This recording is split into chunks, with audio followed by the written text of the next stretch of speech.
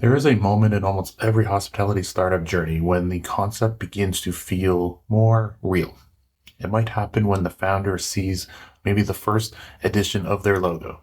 It might happen when the designer presents the next phase mood board that's filled with actual lighting and materials and colors and furniture. Or it might happen maybe during a conversation with some friends or someone close to you when they might say something like, "This place is going to be incredible." That moment, it creates a lot of positive energy. It creates emotion. It creates momentum.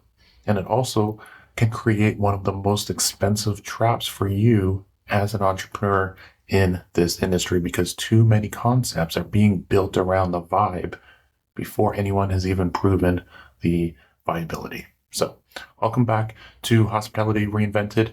I am your host, Doug Radkey, the founder and the principal consultant with KRG Hospitality, an agency that helps new and seasoned bar and restaurant and boutique hotel operators turn confusion into clarity, pressure into performance, and guesswork into growth. So today we are talking about a question that more hospitality founders need to ask themselves before signing a lease and hiring a designer or falling in love with an idea.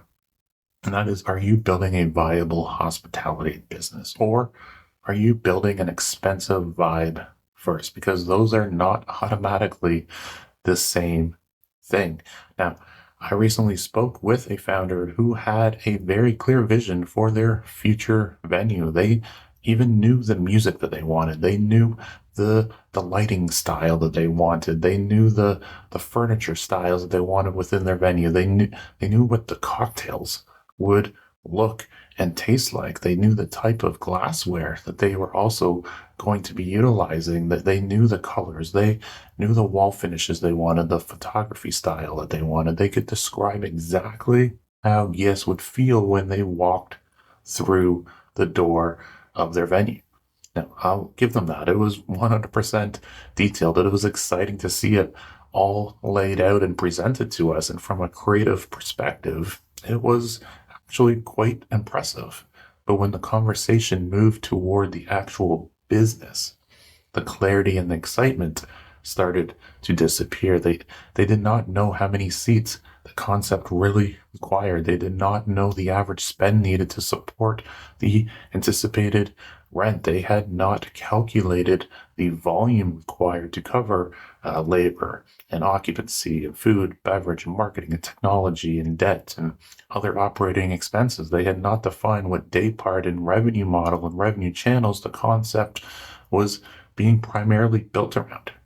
They did not understand how much capital would be required before opening and for a short period after opening as well. They did not have a realistic path towards profitability after opening. Being profitable after just month 3 is not realistic. Basically, they had built an entire emotional experience, but they had not yet built a business responsible for delivering it. That does not mean, again, their idea was poor or bad. It means that the sequence they had put together was broken. And when that sequence is broken, even a strong idea can become financially dangerous. Hospitality, it's emotional. I've said this many, many times. That is one of the reasons people enter this industry. They want to create something fun and unique and exciting. They want to build a place where people gather and celebrate and connect and escape. They want to see their name maybe on the door in some shape or form. They want to introduce a concept their community has never experienced before. There is nothing wrong with that ambition. In fact, hospitality, again, needs more imagination. It needs more founders that are willing to challenge tired formats and create something even more memorable. But imagination must eventually meet mathematics. Emotion must eventually meet evidence. And the vibe, it must eventually be supported by a viable operating business model. This is where many founders struggle. The creative pieces, yeah, they're easier to see. A founder can react to a logo design. They can react to a color palette. They can walk through a beautifully designed space and imagine it filled with different guests. They can hold a sample menu or picture the opening night. Viability is less visible. It exists in spreadsheets, projections, research, operating assumptions, and capacity models, and labor plans, and guest behavior, and market conditions. It is not always the most exciting part of the process. It does not create the same immediate emotional reaction, but it is what determines whether that beautiful space becomes a sustainable business or a costly lesson. A concept is not viable because people tell you that they love the idea. It is not viable because your friends say they are going to visit. It is not viable because a social media post received some really strong engagement for you. And it is not viable because a designer created an impressive rendering.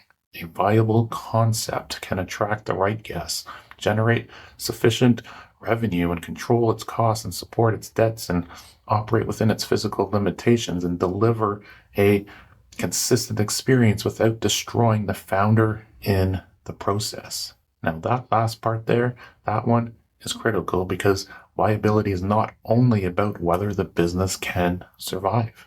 It is also about whether the founder can survive the business as well.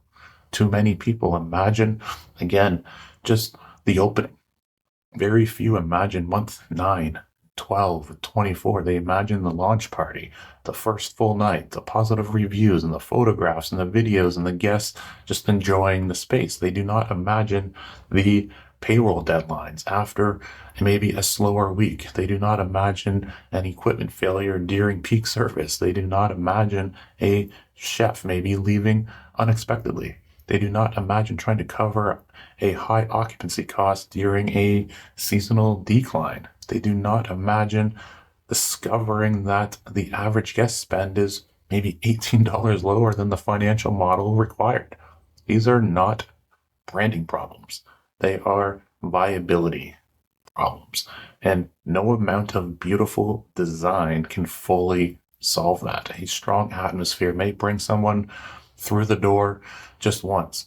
A strong operating model, though, gives the business the ability to serve them and retain them and make money when they return. This is not an argument against design and branding. It is not an argument about any of that. It is not an argument against, investing in the guest experience. Those elements are critical. They matter. Brand creates distinction. Design helps shape behavior and atmosphere that can influence the perception. A strong concept should make people feel something, but branding and design, it must be built on top of strategic clarity. They should amplify a viable concept, not disguise an unproven one, right? The question here is not whether the vibe matters. The question is when it should lead that. And in the early stages of concept development, vibe should not be making the most expensive decisions for you. Think about how easily this can really happen, right? A founder begins with an idea for an intimate cocktail bar. They start exploring locations before confirming their market position. They find a space that feels, perfect. The landlord, they want an answer. The founder becomes emotionally attached to the space, and they end up signing the lease. Now, the dimensions of the space, influence the concept. The existing infrastructure now influences the menu.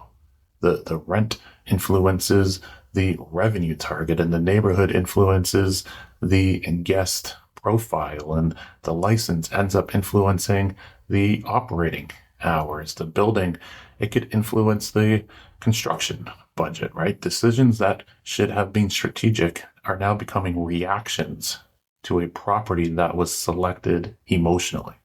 The founder did not choose a space that supported the business model. They were forced to build a business model around the space. And that is the danger of getting the early sequence wrong. Every early decision limits or enables the decisions that follow, right? When founders start with branding and design or real estate before understanding feasibility, they unknowingly lock themselves into assumptions that may not work together. Following a proper sequence does not remove creativity. It protects creativity. It gives the creative vision the structure it needs to survive. And when feasibility becomes, more emotional, commitment, the founder gains clarity. They begin to understand what the market can support. They begin to understand what the concept must produce. They begin to understand the size of investment, the risks attached to it, and the conditions that are required for success. That clarity improves every single decision that follows. The founder can approach real estate with a defined set of requirements instead of searching for a space that just simply, feels right. They can give designers an informed framework instead of just an open canvas. They can develop programming around the operating model and available rooms or equipment and anticipated demand and financial objectives. They can build a brand for a specific audience instead of trying to appeal to everyone. They can then decide what not to include. And that may be one of the most overlooked benefits of following a true sequence. Good strategy, it eliminates unnecessary ideas. Most founders suffer from too many ideas competing for limited space and capital and time and attention. They want the cocktail bar, they want the coffee program, they want the retail component, they want the private events, they want the weekend brunch, they want the live entertainment, the membership program, and maybe the late night menu as well. Each idea may have some value here, but each one also creates additional operational complexity. Complexity requires labor. Complexity requires more training. Complexity requires potentially more equipment and complexity. It requires more systems, and complexity requires more management attention. Viability, though, it forces the founder to ask which ideas strengthen the business and which ones simply make the concepts just sound more interesting. That distinction right there can protect hundreds of thousands of dollars. It can also protect months or years of the founder's life. There is a common fear that research and feasibility and planning will weaken, the original vision. Founders worry that too much analysis will make the concept maybe generic. They worry that, experts are going to remove the personality. They worry that the numbers are going to force themselves to compromise. But the purpose of the feasibility is not to eliminate ambition. It is to identify where the ambition can be applied more intelligently. Sometimes the original idea is supported. Sometimes it becomes actually much stronger. Sometimes it needs to be, become more smaller, more focused, more disciplined. And sometimes the most valuable result is discovering that the concept should not move forward in its current form. That can feel disappointing, but disappointment before signing a lease is far less expensive than disappointment after investing your savings and taking on debt and opening a business that cannot support itself.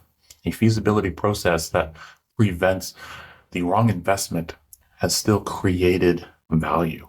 A strategy that tells you to pause has still protected your future.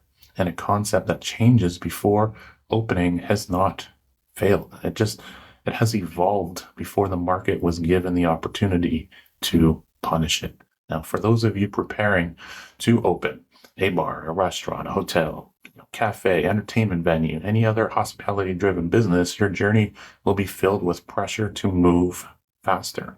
A broker may tell you that another group is interested in the same property. a designer. They may want to begin developing the visual direction for you. A supplier may present an equipment package for you to have a look at. A contractor may provide some early construction, estimates for you, and friends and family. They may encourage you to secure the space before the opportunity disappears. Momentum can feel, again, productive, but movement is not always progress. Sometimes movement simply takes you further down the wrong path. Your responsibility is not to move quickly here. Your responsibility is to move in the correct order. The strongest founders are not the ones who make the most decisions. They are the ones who understand, which decisions must be made first. So before you invest in how the concept looks, understand how the concept works. Before you decide what guests will feel, understand who the guests are, why they will visit you, how often they may return, and what they are prepared to spend on your business. Before you build out the atmosphere, understand the economics that are required to sustain that. Then build the vibe, build something bold and differentiated, build something that creates emotion and conversation and loyalty, but build it on a foundation that can carry its own weight, because the goal is not simply to open a beautiful, hospitality concept here. The goal is to build a business that can continue delivering that experience long after the excitement of opening night disappears. Again, vibe may attract attention. Viability, though, it creates endurance. And when the sequence is right, you do not have to choose between the two. You can create a concept that looks exceptional, feels intentional, operates with clarity, and has a realistic opportunity to protect both the founder and the investment behind it. That is Hospitality Reinvented. Thank you for listening, and until next time, stay bold, stay strategic, and let's keep reinventing hospitality together.